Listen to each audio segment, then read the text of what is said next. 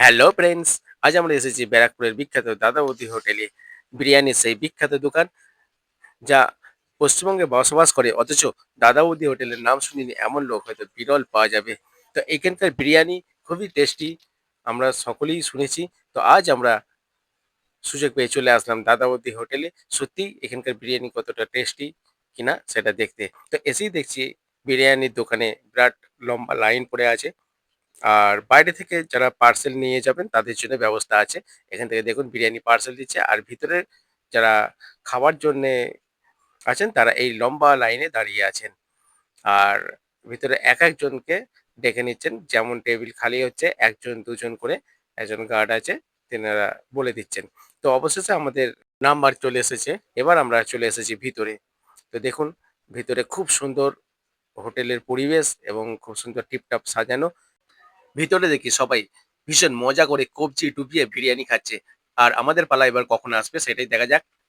আমি, কৃষ্ণেন্দু আর নাসিম আমরা আজ ৩ জনে মিলে এসেছিলাম। তো আমাদের একটি টেবিল দেয়া হলো। আমাদের ৩ জনের জন্য খালি টেবিল ছিল। আর এখানে আমি একটু ছবি তুলে নিলাম। বিরিয়ানি মানেই দাদা বৌদি। তো দাদা বৌদি বিরিয়ানির দোকান খুবই নামকরা আমাদের ওয়েস্ট বেঙ্গলের মধ্যে। আর প্রত্যেক মানুষের জীবনে অন্তত একবার ইচ্ছা থাকে যে দাদা বৌদির দোকানে একবার অন্তত বিরিয়ানি খাবো।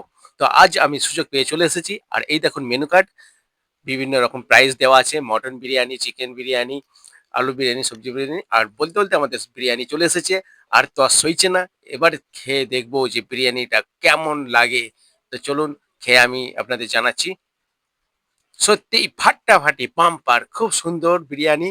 এতক্ষণ ধরে লাইন দিয়ে প্রতীক্ষা করে যে টেস্ট, সেটা আমরা সার্থক হলো। নাসিমও বলেছে খুব ভালো। এবার দেখি কৃষ্ণেন্দু কি বলে।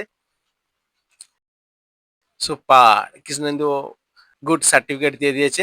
তো আমরা তো খেয়ে টেস্ট করে দেখলাম দাদা বৌদির বিরিয়ানি। আমাদের খুব ভালো লাগলো। সত্যি কথা বলতে কি, অনেকটা পান্ডার হাজি বিরিয়ানির মতন লাগলো।